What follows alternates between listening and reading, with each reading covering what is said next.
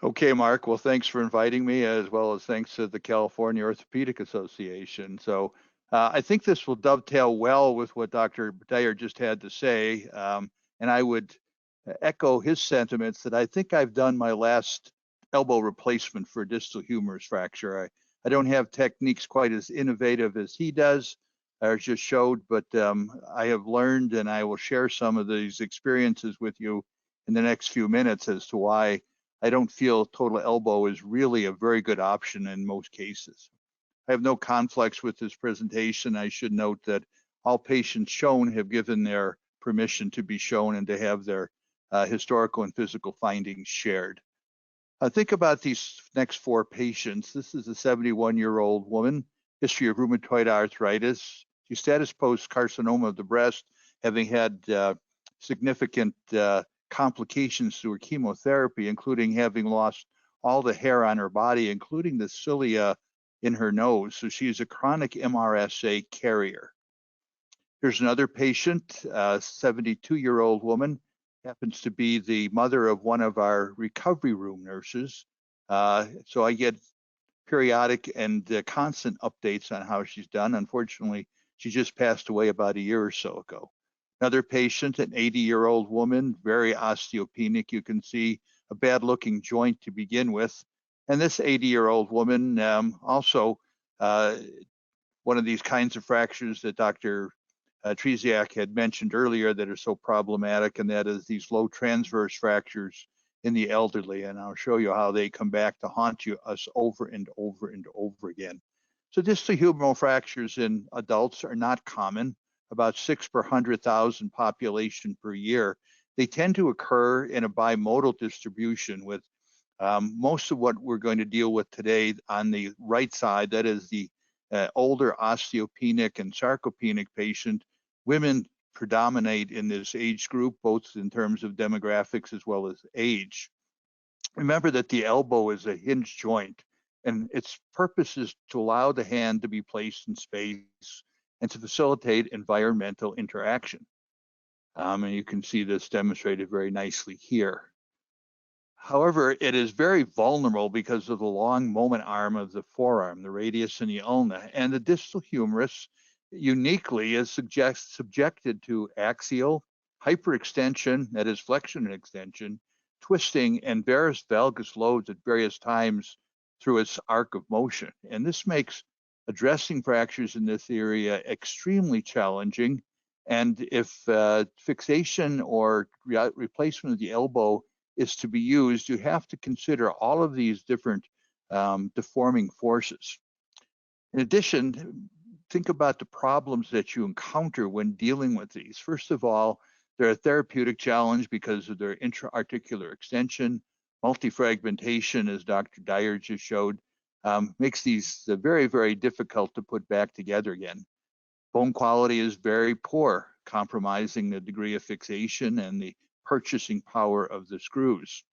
But because of these things, elbow replacement as an alternative to fixation is frequently considered, very similar to our arthroplasty friends who consider total hip arthroplasty for femoral neck fractures. However, total elbow has its own set of management problems, and I'll show you this in a second. High revision rates, much higher than what we see in total hip replacements. And lastly, what exactly is meant by elderly? Varying people will have varying definitions for that. Well, some of the early literature in dealing with the elderly patient, this article by Holdsworth et al. Back in 1990 showed that about 60% good or excellent results can be expected when treated operatively. And this is slightly better than that 50-50 toss-up that Dr. Tresiak referred to a couple of minutes ago. Here's our patient that I showed you a little earlier. This is a fracture comminuted type C3, markedly displaced, poor bone quality, but nonetheless, with meticulous technique and care of how things are put together, we can come to a satisfactory reassembling of the fracture fragments. This is what she looked like about a year down the road. Here she is clinically, and you can see not a bad outcome. She's functional. She can get her hand to her face. She can reach her opposite axilla. and take care of her perineal needs. Another article by Holdsworth, again, looking at, I'm sorry, this is the same article. Biggest complication of fixation of these fractures is the fact that patients do not get a good arc of motion. You really need at least 95 to 100 degree arc of flexion to be able to be functional. And so many of the patients who have fixation just don't get that. For a variety of reasons, we tend to keep the elderly immobilized a little bit longer because of the quality of bone and our concern that fixation will be lost. And this, of course, predisposes to greater degrees of joint stiffness. Another patient that I showed you a little bit earlier, here's a low transverse fracture. Was treated initially in a non-operative fashion. Unfortunately, again, the non-operative treatment included 8 weeks of cast immobilization. And while the fracture never showed much in the way of healing, that joint got very stiff. And you can imagine what happened as a result of that. And you can see the fracture line becoming more and more prominent as flexion and extension of the arm goes through the fracture site rather than through the elbow itself. And we'll see her a little bit later. And here's our patient who is the mother of our recovery room nurse. She was treated elsewhere initially with this screw fixation. You can see they're cannulated screws that were inserted. This was originally done quite a while ago, and why the person who did this chose to do an olecranon osteotomy as well, I'm not quite sure. But at any rate, fixation was tenuous at best. 8 months later, she still had not healed, and so he chose to do what I termed an exchange screwing. Unfortunately, this didn't result in any better outcome. And her daughter put her in contact with me, and I saw her. You can see the windshield wiper marks around these screws. Really recognize that these screws have loosened and the fracture is not united. And I simply converted her to some hand-bent recon plates, wrapping them down around this fracture fragment. I don't think you have to do this with the site-specific plates that we have nowadays, but nonetheless, back in the late 90s when this was done, that was what I did. Secured good fixation, got her to heal. She returned to part-time work as a physical therapist, as well as to her main love, and that was gardening.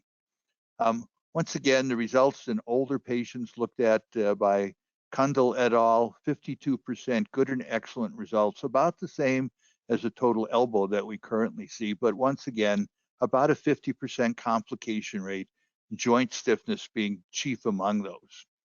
Well, this was sort of the game changer. An article that came out of the Mayo Clinic by Bernie Morey and Tyson Cobb back in the late 90s and reported on total elbow arthroplasty as primary treatment for distal humerus fractures in the elderly, average age 72.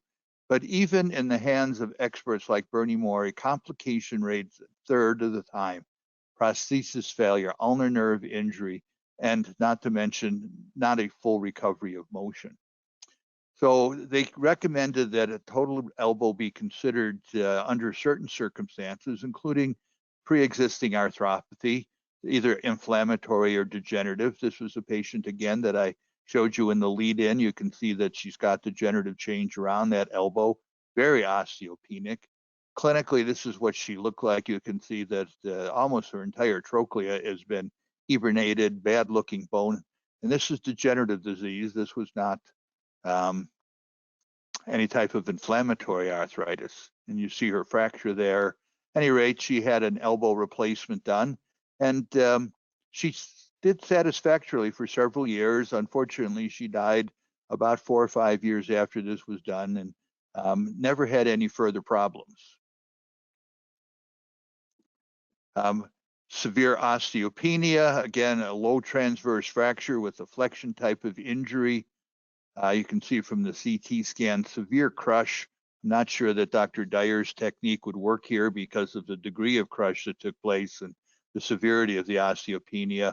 Once again, primary total elbow replacement, and she did fairly well. There are certain fractures that are just non-reconstructible. 72-year-old woman fell in one of our ice storms, and you can see multiply fragmented displaced fracture, intra-articular. This is what she looked like as we tried sort of a early form of Dr. Dyer's technique, and that is just using a lot of little wires, but could not really restore continuity nor security of the articular surface. And so she had an elbow replacement done at that same sitting. She did well for a while, and I'll show you in a little bit what ended up happening to her. Certain functional impairments on the opposite side can sometimes predispose you to wanting to do a total elbow. Here's 82-year-old woman. She's the mother of the chief of our pharmacy service at the hospital. And again, fracture dislocation, markedly displaced, intra-articular. This is what happened to her on the opposite side when she fell. So she has both upper limbs involved here, and to subject her to a prolonged rehabilitation and convalescence probably would have been cruel, unusual punishment. So we fixed her humerus about her periprosthetic fracture, replaced her elbow, and there she is at about 6 weeks. And you can see the side that had the elbow done has already rehabilitated to the point that she is able to do self-cares, whereas the right side, where she's still rehabilitating from the periprosthetic fracture, hasn't quite reached the same level of function. So certainly, considering the elbow is a very seductive type of decision process that you end up going through. Certain special indications exist. Here's a 45-year-old salesman. He was sideswiped while his elbow was resting on the open window frame of a car door. He had significant bone loss, and not only did he lose the distal end of the humerus, but he lost the proximal end as well. You can see that I reconstructed the distal humerus using an allograft and a somewhat longer stemmed arthroplasty humeral component. My partner Dick Kyle did a shoulder replacement on him in the same sitting, and we thought we were out of the woods. But here he is, 2 years, doing great. I thought, okay, this guy's going to do fantastic. Well, this particular patient taught me a significant lesson, and that is never do an elbow replacement without looking at a shoulder. Because when the shoulder is involved with limitation of motion because of degenerative disease, cuff arthropathy, you name it, all of the rotational motion that would normally go through the shoulder is limited and now is transferred to the interface between the humeral component and the surrounding bones. And you can see what he looks like here. That humeral component just rattled around in him. I talked to him at this point about revision, and he did not want it. Ironically, the allograft looks fine. It's his native bone that has resorbed like it has. Well, he went off. He lives in North Dakota, went off. I didn't see him for several years. When he came back at about 9 years, and he said he was simply lifting the morning paper when he felt a snap. And again, when there are coexistent shoulder and elbow prostheses, there's a dramatic weak spot between those two stems. It doesn't take a lot to fracture. And remember, too, that these stems are tremendous load-sparing types of devices. This bone around the stem, particularly in the distal humerus, melts away. And I can tell you in a number of revisions that I have done, although you see a shadow like you do on this patient, that bone is like wet cardboard. There really isn't much to it. And so it doesn't take much for this to break. And indeed, it did. Fortunately for him, he healed. I have not seen him since the particular picture there where he finally healed that. Another special circumstance, there's a 52-year-old man who worked road construction, fell asleep while driving to his hunting grounds in North Dakota and shot himself and blew out the distal third of his humerus. That's a methylmethacrylate antibiotic-laden spacer that's been placed. He required significant soft tissue reconstruction, and then this tumor prosthesis, sort of similar to what Peter showed you in one of his cases. I told him he could never do road construction, so he decided to become a professional fishing guide, including professional ice fishing, which means he's running a power auger. And I just cringe every time he tells me that, because I know it's not if this is going to fail, it's when this is going to fail. And I'm not sure what I'm going to do when it does.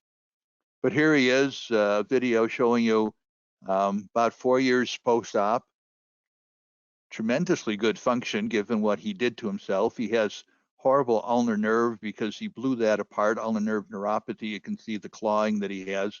He subsequently asked to have his small finger amputated because he had so much problem with it. And you'll see the soft tissue reconstruction that was required. I had to bring down a latissimus flap to cover the posterior aspect of his arm.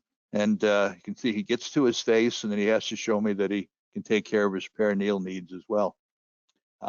Here's our 80-year-old woman with the low transverse fracture that went on to a non-union. This is what she looked like after 18 months of non-operative management, and I submit these are very difficult and challenging fractures to fix, and I would urge you to fix them one way or the other, either with screws and plates or with the technique that Dr. Dyer just showed you. But she ended up getting an elbow replacement and again was very happy. She died about 3 years afterwards. Mike McKee showed us that in doing these, it didn't make any difference how much of the native bone you preserved. You could very aggressively remove all the bone fragments and get just as good a result as if you retain the condyle. So keep that in mind if you choose to do them.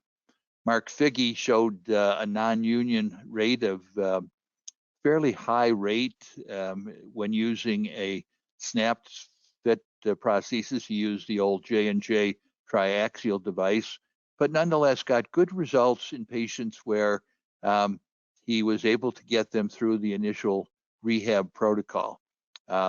Follow-up for 5 years, he had remarkably good outcome for that length of time.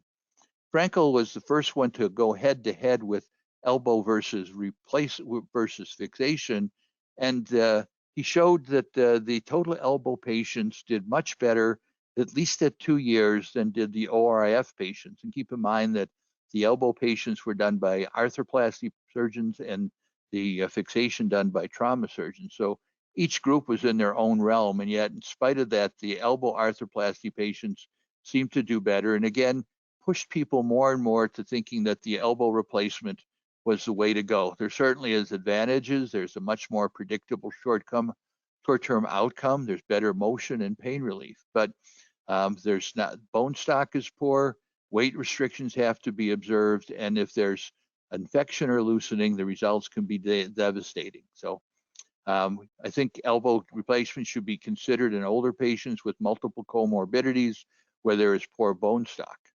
But all that glitters is not gold, and remember that the complication rates are fairly high. And again, never, never, never consider an elbow replacement without first looking at the shoulder.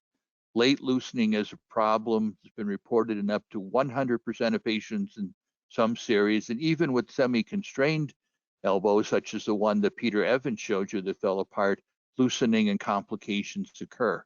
Infection can be horrendous and devastating. Here's a patient that had a snap fit triaxial. She dislocated on several occasions, ended up having this revised to a Kunrad-Mori type of prosthesis and seemed to do fairly well until she had a shoulder replacement. And again, this has come home to me over and over again. Once the shoulder is compromised, that elbow is toast. It's going to go south, and it's going to go south quickly. So here's a patient that fractured. A trial of non-operative management was unsuccessful. Here she is continuing to fail to show. And this is what ended up needing to be done with this huge plate, bone struts. She healed. She was functional. I lost track of her a couple of years after this. I don't know how she ended up in the long run, but for 3 years following this salvage, she did okay. Another patient, relatively young, but has again, a shearing fracture with crush injury, underwent again this triaxial replacement. 9 years later, it was loose, and when the revision was being done, it took cultures like you should always do. Well, these turned out to be positive, so she spent a year and a half without any elbow whatsoever. Went back and did a standard elbow replacement, the Mori type. She did fine for a year or so, well, 6 months, had a periprosthetic fracture. I fixed her, and you can criticize me that I did not put a long enough plate in, which I probably didn't because the fracture fixation fell apart. She ultimately was revised to this maximum length intermedullary stem. This is actually a custom device. I did not want her fracturing again. She worked for our local newspaper. She retired recently and, to my knowledge, has not required any additional surgery for her elbow. Unfortunately, has not had any shoulder problems as yet.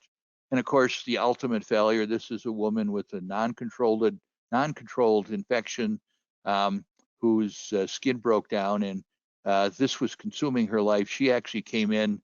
I was not the primary surgeon on her original elbow, and she asked for an amputation, and it turned her life around. So newer articles show complication rates at very high rates, as I alluded to earlier.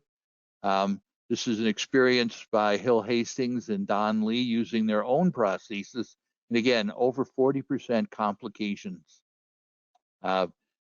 Maury and his group looked at whether or not it made a difference with how long of a humeral stem was put in. Remember, this is where most of the failure occurs, at the humeral stem distal humerus interface. And it made no difference whether there was a 4-inch or a 6-inch stem. Revision rates were about the same. It just took the longer stem longer to loosen. And even Bernie admitted they do loosen. There's a meta-analysis looking at outcomes between fixation and total elbow replacement. And again, Githens et al. Showed that the results are about the same. And while they felt that patients who had open reduction internal fixation had a higher complication rate, they did not follow these patients very long, or it was limited by the articles that they had. The average follow-up in the fixation group was 2 years, whereas it was only 1 year in the elbow replacements. And so you follow your patients long enough, you'll find out that they don't do as well as you think, to the point that in Denmark, they allow total elbows to be done in only one center because of the number of complications that they have found that they have to deal with. And they don't want various surgeons acting as loose cannons around the country, putting in elbow replacements. So in summary, fractures about the elbow are severe injuries with high complication rates and relatively poor outcomes, regardless of how you treat them. Elderly females are particularly at risk because of the poor bone quality. And I emphasize that a total elbow may give a better intermediate reconstructive result, but follow them long enough and you're going to find that the complications come home to roost. In the lower extremity, you can't get an article without 10 years of follow-up, and yet there's only one article in the upper extremity that deals with 10 years of follow-up, and the results are not pretty. So in conclusion, what I want to do is maybe raise the issue once again of an old technique that I have fallen in love with, recognizing the problems that befall patients in the older group, and that is the bag of bones treatment. Initially introduced in 1937 by Mr. Eastwood, he said limited amount of immobilization till pain subsides, and then get patients moving early. And what he found was while patients did have flexion contractures, they had a functional range of motion. This is an article by Brown, who followed up many of the earlier articles of patients and showed that even at long-term follow-up, these patients were doing very, very well. And this has been reintroduced in an article that was published within the last several years, revisiting the bag of bones and underscoring the functional outcomes that these patients get. Here's a patient, 71-year-old man, homeless. You can see he has a number of comorbidities, not someone you would think about putting an elbow in, and maybe not even a very good candidate for fixation. Here he is after 2 weeks, and this is him clinically. And I hope I can get this other one to play for you. There's his motion at 8 weeks with no pain, functional, has resumed living under the bridge under one of our interstate highways and is very happy. Another man, 76 years old. He's had the CVA on the and hemiplegia on the opposite side, fell with, again, intra-articular displaced fracture. Not someone I wanted to immobilize for a long period of time.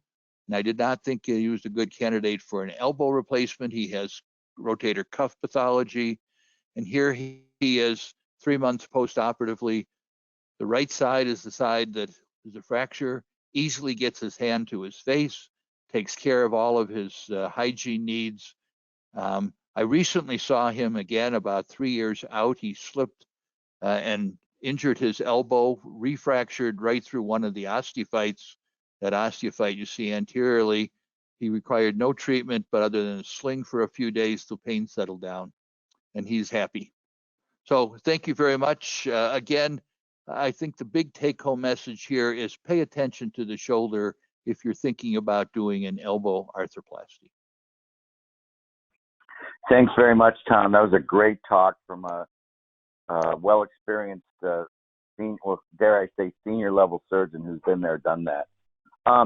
You know, McKee has written in Journal of Shoulder and Elbow in 2019, where he looked at a cohort of total elbow arthroplasty versus ORIF and found good to excellent results in the total elbow arthroplasty.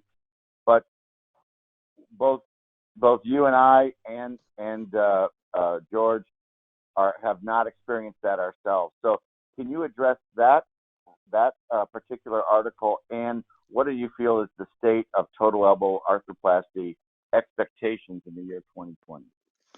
Well, taking a page from our lower extremity colleagues, they say that if you encounter an elderly patient with a hip fracture whose life expectancy is more than 5 years, you should do a total hip on that patient rather than fix them or do a hemi because of the complications in the latter two groups. I would say it's just the opposite with an elbow. If you have a patient with a distal humerus fracture and their life expectancy is more than 5 years, you probably shouldn't do an elbow replacement because it's really at that 4 to 5 year mark where you start to see so many of the complications begin to develop. The loosening around the humeral stem, the severe osteolysis, the fact that this bone, as I said, becomes something like wet cardboard. We know that in the lower extremity, around a total knee, 30% loss in bone mineral after 2 years because of the load sparing that takes place because of the intermedullary device. In the upper extremity, where we're not bearing weight, the accelerated loss of bone mineral is even greater. In fact, the last patient I saw that I thought about doing a total elbow on, I said to her, I would be happy to do it, but she would have to use crutches for the rest of her life. And she said, well, I have nothing wrong with my legs. Why do you want me to use crutches? And I said, because I want you weight bearing on your upper extremity to try to preserve that bone stock.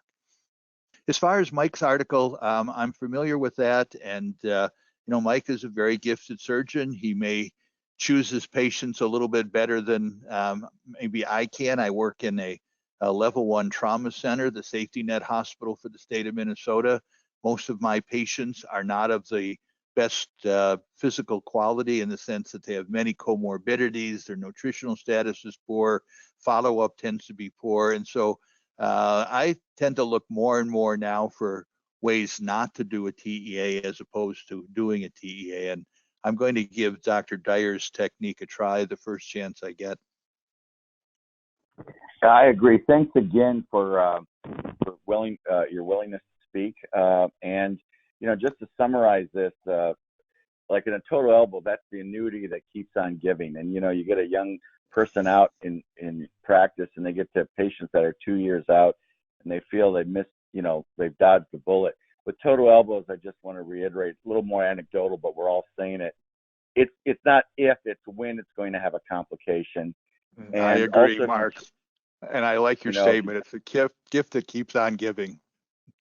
Yeah, it's that annuity that we wish we had in this year of the COVID virus, The other thing is, just as I still have you on the phone here, Tom, those of us who do elbows like you, know that, and I think Dr. Dyer mentioned 38% ulnar nerve complication, stiffness, non-union, and infection. And all these are real issues. So I think before you jump to the total elbow as the solved solution or the black dot answer, I think just consider all my speakers today and go into it with a little bit of trepidation. You agree, Tom? I would agree 100%. The total elbow should not be the knee-jerk reaction. I would say think of reasons not to do it before the reasons to do it. All righty. Thanks again. Thanks, everyone.